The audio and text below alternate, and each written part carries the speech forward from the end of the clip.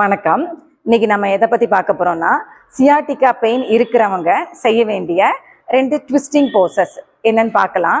Try பண்ணி பாருங்க. First ஒரு சேரோ ஏதோ ஒரு ஹைட்டான பிளேஸ்ல காலை தூக்கி வச்சுக்கோங்க. இப்போ நம்ம ரைட் லெக் தூக்கி மேலே வச்சிருக்கிறோம்.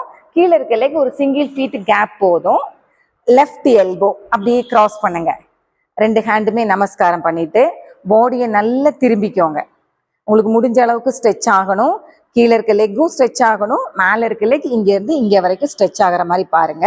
நெக்ஸ்ட்டு ஸ்லோவாக இந்த லெஃப்ட் ஹேண்டில் இந்த ரோப்பு ஆர் துப்பட்டா ஏதாவது ஒன்று கட்டிக்கோங்க. கட்டிக்கிட்டு முடிஞ்ச அளவுக்கு இந்த ஹேண்டை நல்லா எக்ஸ்டெண்ட் பண்ணிக்கோங்க.